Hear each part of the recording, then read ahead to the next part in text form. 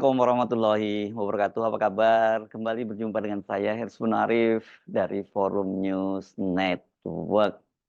Saya banyak ditanya bagaimana nasib Presiden Jokowi pasca nanti lengser dari istana tanggal 20 Oktober 2024 karena masa jabatan Presiden Jokowi kan akan berakhir pada tanggal 20 Oktober 2024. Pertanyaan ini penting, tentu dikaitkan dengan berbagai manuver yang tetap dilakukan oleh Presiden Jokowi yang menunjukkan bahwa dia tetap saja ingin terus terlibat dalam kekuasaan di Jakarta.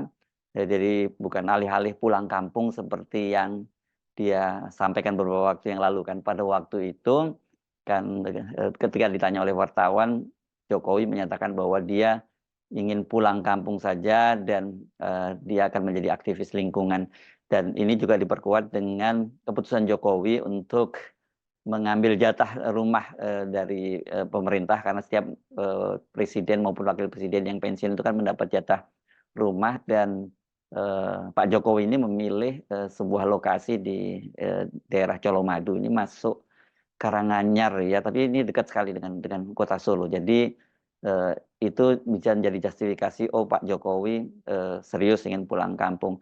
Tetapi tentu publik sudah punya satu pakem baku untuk merespon setiap pernyataan dari Pak Jokowi. Kalau dia menyatakan ingin pulang kampung menjadi aktivis lingkungan, ya itu artinya dia ingin tetap cawe-cawe di pemerintahan, begitu ya. Dia tetap di Jakarta, dia tidak pulang kampung. Itu pakem yang baku. Nah, tetapi tentu saja soal apakah Pak Jokowi itu betul-betul pulang kampung atau kemudian dia masih terus nantinya terlibat dalam pemerintahan dengan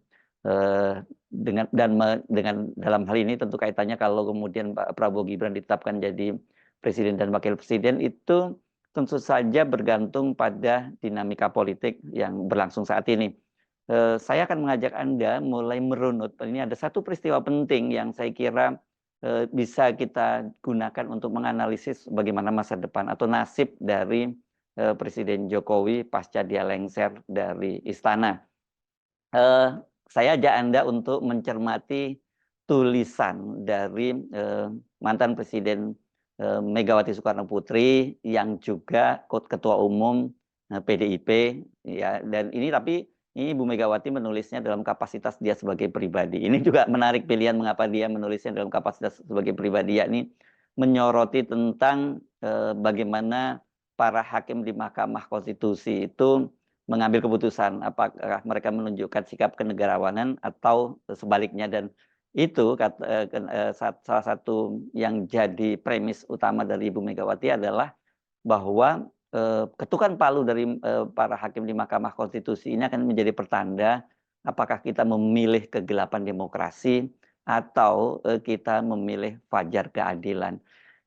Kita tidak bisa menafsirkan selain bahwa artinya kalau kemudian hakim Mahkamah Konstitusi itu menolak gugatan 01 dan 03, berarti ya kita akan memasuki kegelapan demokrasi.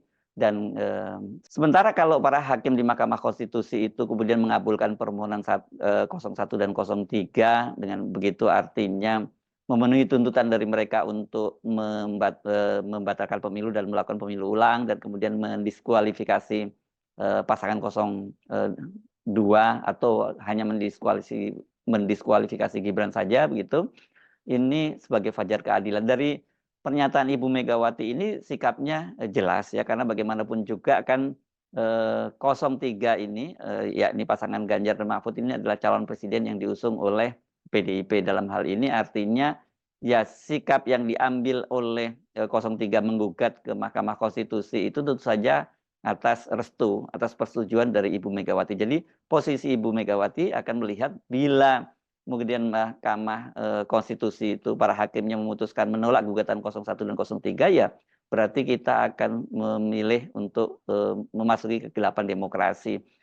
Tidak bisa lain ini kita artikan ya, artinya apa kalau kemudian dimenangkan itu artinya Prabowo dan Gibran untuk menjadi presiden dan wakil presiden, itu artinya ya Presiden Jokowi masih tetap punya akses pada kekuasaan setidaknya melalui putranya yakni Gibran Rakabuming. Nanti kita analisis kemungkinan-kemungkinan semacam itu bagaimana peluangnya. Kenapa penting kita lihat menggunakan analisis posisi dari Ibu Megawati itu, satu tadi bahwa sikap Ibu Megawati jelas ya seperti itu. Dan kita tahu juga ini ada upaya-upaya dari Prabowo untuk tetap bertemu dengan Megawati. Saya kira ini penting juga untuk kita garis bawahi karena dengan tetap ingin bertemu dengan Megawati itu kan ada upaya dari Prabowo untuk merangkul PDIP ke dalam pemerintahan. Jadi artinya Prabowo melihat bahwa PDIP atau posisi Megawati itu untuk ke depan, untuk stabilitas pemerintahnya ke depan itu menjadi lebih penting dibandingkan dengan Jokowi. Itu bisa kita artikan juga seperti itu. Kenapa? Bagaimanapun juga, meskipun suaranya PDI pada pemilu kali ini berhasil digerogoti, berhasil diturunkan oleh Jokowi, tapi tetap saja PDIP itu adalah partai terbesar di parlemen. Kursinya sekarang diperkirakan 108, dan itu masih tetap tertinggi. Di bawahnya ada Golkar yang memperoleh 102 kursi, dan kemudian ada Gerindra urutan ketiga. Jadi artinya apa? Artinya PDIP bersama Megawati ini masih akan tetap memainkan peran penting kalau nantinya mereka misalnya memutuskan untuk berada di luar kekuasaan, berada di kubu oposisi, ya ini bisa menjadi ganjalan bagi Prabowo ketika dia menjadi presiden untuk mengambil berbagai keputusan. Karena seperti kita ketahui masalah perundang-undangan, anggaran dan sebagainya itu pemerintah tentu saja harus mendapat persetujuan dari DPR. Nah, tinggal nanti komposisinya seperti apa. Apakah Prabowo kemudian bisa merangkul partai-partai lain, katakanlah seperti Nasdem, dan kemudian juga PKB masuk ke parlemen, tinggal menyisakan PKS bersama PDIP, atau kemudian Prabowo itu berhasil merangkul semuanya gitu, termasuk juga PDIP dan PKS. Tapi saya rasa nggak mungkin terjadi seperti itu ya. Semua partai yang ada di parlemen semua dirangkul masuk ke dalam kekuasaan sebagai pendukung pemerintah ini. Apa kata dunia? Saya menduga ini akan disisakan satu lah, setidaknya satu partai yang ada di luar pemerintahan, katakanlah PKS. Meskipun kalau kita lihat hubungan antara Prabowo dengan PKS itu kan selama ini cukup dekat ya. Dalam pemilu 2014 sampai 2019 itu PKS kan mendukung Prabowo. Nah, pilihan variasinya semacam itu. Apakah kemudian PKS yang disisakan di luar pemerintahan atau PDIP? Tapi saya kira mungkin akan lebih buat Prabowo akan lebih nyaman kalau PDIP masuk ke dalam pemerintahan. Nah, masalahnya kalau kemudian Prabowo itu berjuang untuk merangkul PDIP ke dalam pemerintahan, kita melihat bagaimana sikap Ibu Megawati terhadap Pak Jokowi. Artinya ya Pak Prabowo itu tidak mungkin memberikan tempat yang spesial kepada Jokowi lagi di dalam pemerintahan. Karena kita tahu kan ada upaya-upaya dari para pendukungnya Jokowi untuk tetap menempatkan Jokowi itu dalam posisi yang tinggi kendati dia tidak lagi menjadi presiden. Misalnya kita ingat usulan yang disampaikan oleh PSI yang menginginkan agar Jokowi itu menjadi ketua koalisi di atas ketua-ketua umum partai. Artinya dia ini menjadi menjadi ketua koalisi yang di situ ada Gerindra, ada Golkar, ada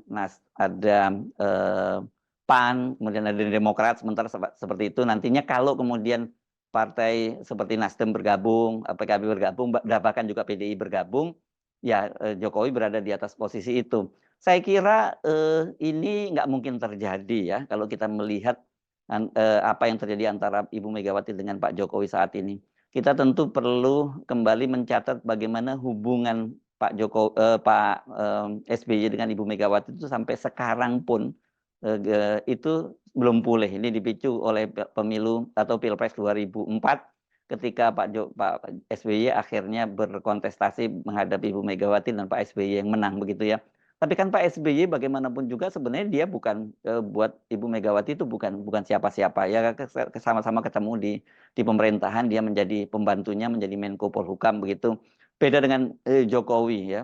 Jadi hanya hubungan semacam itu saja, itu kemarahan Ibu Megawati itu kan sangat panjang sampai sekarang. Apalagi orang seperti Jokowi yang dibesarkan sejak masih di Solo begitu ya. Ibu Megawati menyebutnya selama 22 tahun ini ya kan, dia menghitungnya mungkin full ya, karena sebenarnya kan Pak Jokowi itu memang 2 periode di Solo, tapi periode yang kedua tidak full. Kemudian di Jakarta kita tahu hanya menjadi presiden 2 tahun, dan kemudian menjadi presiden selama 2 periode. Tapi oke lah, kita sebutkan itu sebagai 22 tahun gitu ya, seperti dikatakan oleh Ibu Megawati. Tapi kemudian seperti kita ketahui sekarang ini mengkhianati, dan bukan hanya sekedar berkhianat, tapi juga sampai kemudian mencoba menghancurkan PDIP ya, dengan menurunkan suara PDIP, dan berhasil loh Pak Jokowi itu melakukan itu, karena kursi dari PDIP itu kan dari total sebelumnya pada pemilu 2019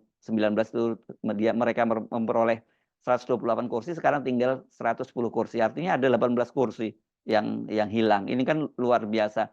Jadi saya kira ini dampaknya, sakit hatinya itu Ibu Megawati kepada Pak Jokowi itu jauh-jauh berkali lipat dibandingkan dengan sikapnya terhadap Pak SBY. Apalagi kemudian Jokowi sendiri ngaku bahwa dia itu menganggap Ibu Megawati itu sebagai ibunya. Nggak ada dong orang yang kepada ibunya seperti itu. Ini kalau orang banyak menyebutnya dia malin kundang, saya kira nggak cukup. Saya menyebutnya malin kundang 5-0 gitu ya. Karena malin kundang itu kan hanya malu mengakui ibunya. Kalau ini dia tidak hanya tidak malu mengakui ibu, dia mengaku sebagai ibunya, tetapi justru mengkhianati dan kemudian mencoba menghancurkan partai yang dibangun oleh ibunya sendiri ya. Jadi dosanya lebih parah dari malin kundang. Karena itu menurut saya, kalau Pak Prabowo ingin merangkul PDIP ke dalam pemerintahan dan kemudian menjadikan Pak Jokowi sebagai ketua koalisi atau punya peran yang sangat besar di pemerintahan, rasanya itu nggak mungkin bisa diterima oleh Ibu Megawati. Kalau gitu apa peran yang akan dimainkan oleh Jokowi? Nah, belakangan ini saya membaca beberapa usulan dari para pendukungnya Jokowi, dan itu termasuk juga seperti yang dikatakan oleh mantan politisi PDIP Marwarar Sirait, yang dia menyatakan bahwa Pak Prabowo itu hubungannya dengan Pak Jokowi itu sangat sangat dekat, dan mungkin dia nanti akan memberikan peran sebagai semacam apa ya, penasihat khususnya dari Pak Prabowo. Nah, kalau ini saya kira kan kalau namanya penasihat khusus itu tidak ada dalam nomenklatur di kabinet ya, dan juga di luar pemerintahan juga, di koalisi-koalisi partai juga tidak ada. Yang hal yang sama juga dikemukakan oleh Bahlil, ini orang dekatnya Pak Jokowi yang semula digadang-gadang ingin menjadi proksi Pak Jokowi mengambil alih Golkar. Tapi belakangan kelihatannya niat ini makin pupus seiring dengan solidnya Golkar untuk tetap mendukung Erlangga Hartarto menjadi ketua umum berikutnya, karena dinilai sukses mendongkrak suara Golkar dari hanya memperoleh banyak 85 kursi pada pemilu lalu, sekarang ini menjadi 102 kursi. Jadi sangat sangat signifikan penambahan kursi dari Golkar itu. Dan Bahlil sendiri juga sudah menyatakan bahwa saya bisa mengukur baju saya lah untuk menjadi ketua Golkar. Kelihatannya dia juga sudah tidak punya harapan. Artinya memang ini kita bisa lihat kedigdayaan atau kesaktian Jokowi itu seiring dengan mendekatnya berakhirnya masa jabatan semakin berkurang.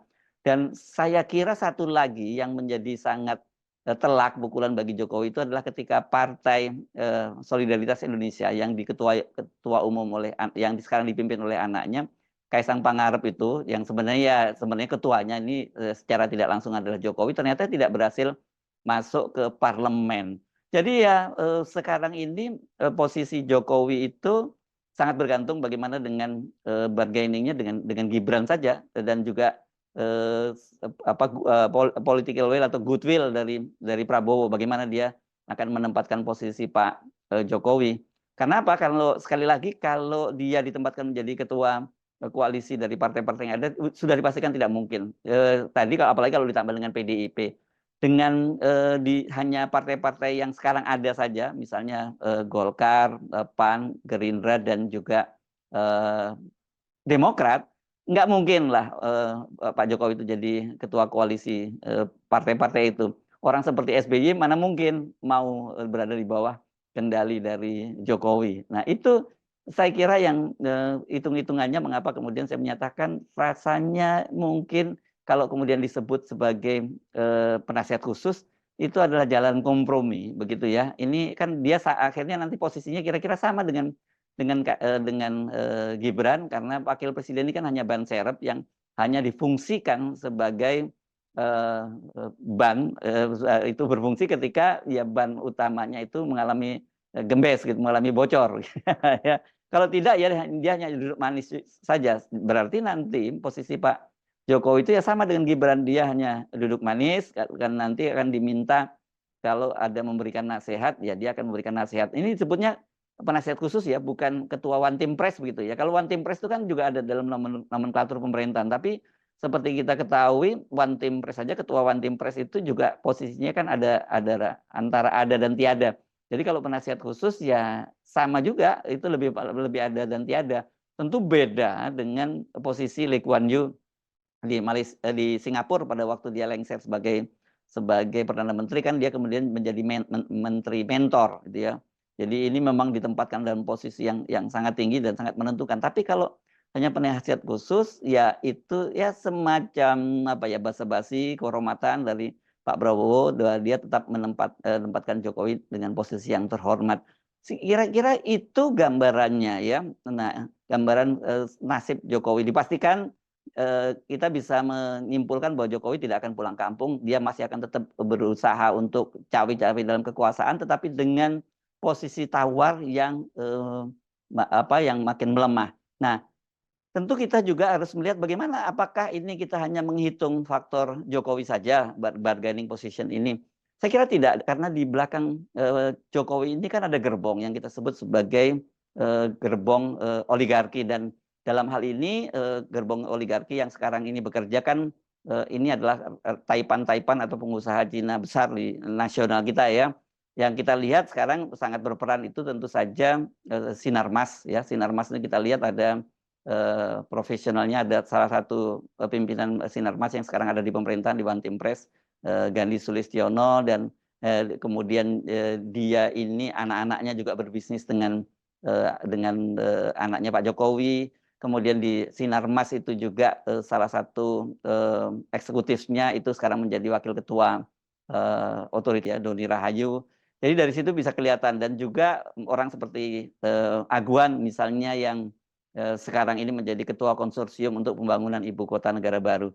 Nah, kalau pada era nanti ketika beralih ke Pak Prabowo, andai kata nanti dia ditetapkan oleh Mahkamah Konstitusi sebagai pemenang gitu, dimenangkan oleh Mahkamah Konstitusi dan ditetapkan oleh KPU maksud saya, tentu saja yang akan menjadi leadernya di antara para pengusaha-pengusaha ini ya Hasim Joyo Hadikusumo. Ini ya adik kandung dari Pak Prabowo sendiri, dia yang akan menjadi leadernya lagi, bukan Sinarmas seperti yang sekarang terjadi.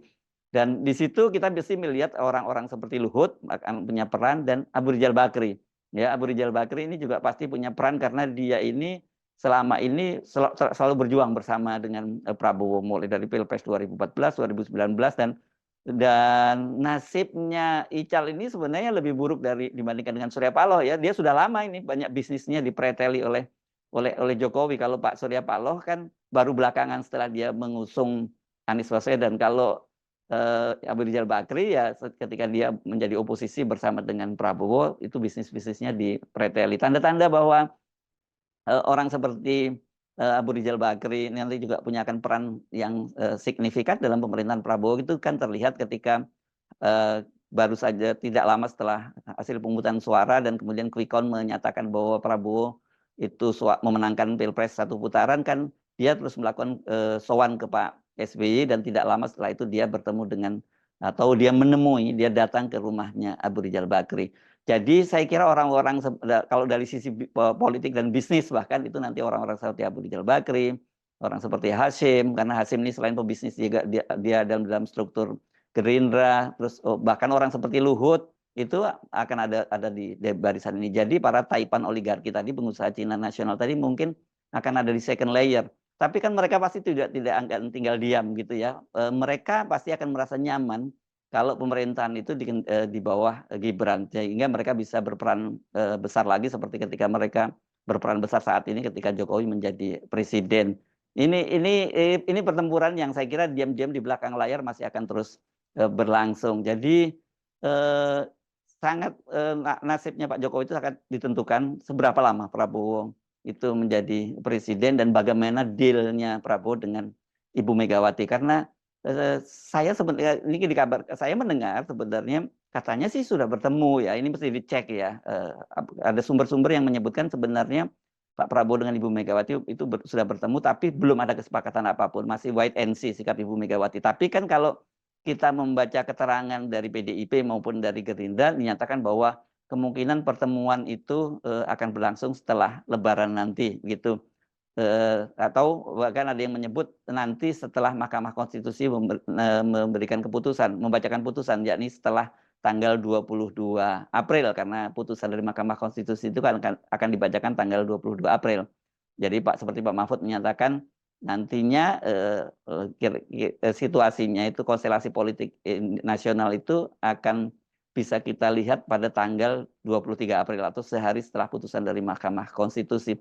Tetapi saya juga membaca komentar misalnya dari politisi Gerindra Fadlizon yang meyakini bahwa mungkin pertemuan antara Ibu Megawati dan Pak Prabowo itu akan terjadi pada suasana Lebaran ini. Suasana Lebaran itu kan ya besok ya, hari Rabu itu rencananya, kalau nggak Rabu atau hari Kamisnya begitu. Dan kata Fadlizon sebagai yang lebih muda, nanti Pak Prabowo biasanya akan mendatangi Ibu Megawati dalam suasana Lebaran, dan itu memang dalam beberapa tahun terakhir ini kan selalu dilakukan oleh Pak Prabowo seperti itu. Jadi dia memang tetap menempatkan Ibu Megawati dalam posisi terhormat ketika kendati dia pernah merasa dihianati oleh Ibu Megawati berkaitan dengan perjanjian Batu Tulis yang PDIP akan mendukung Prabowo pada Pilpres 2019 dan 2014 dan 2019 lalu. Tapi kan ternyata tidak. Tapi kelihatannya Pak Prabowo tidak baper.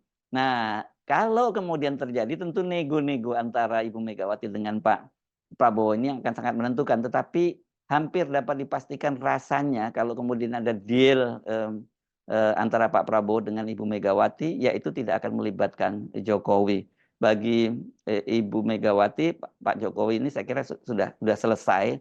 Dan bagi Prabowo, tentu saja dia koalisinya atau bersekutu dengan Ibu Megawati itu untuk politik ke depan itu jauh lebih menguntungkan ketimbang dengan Jokowi, karena kan Jokowi sudah tidak punya lagi power yang sangat besar karena partainya PSI tidak masuk ke parlemen. Sementara anaknya Gibran kalau ditetapkan oleh KPU sebagai pemenang pemilu, ya dia hanya menjadi wakil presiden atau ban serep saja. Dinamika politik dalam beberapa hari yang akan datang itu sangat menarik untuk kita ikuti, dan manuver-manuver ini apalagi nanti pada suasana Idul Fitri itu menarik untuk kita cermati. Pak Jokowi seperti keterangan istana menyatakan akan open house untuk para pejabat dan juga rakyat pada akhir masa jabatannya ini. Kita bisa menyaksikan nanti siapa saja yang datang memenuhi undangan, bukan memenuhi undangan ya, datang memanfaatkan open house. Dan dari situ kita bisa membaca sebenarnya arah angin politik itu bertiup kemana. Saya Hersman Arif dari Forum News Network. Sampai jumpa lagi. Wassalamualaikum warahmatullahi wabarakatuh.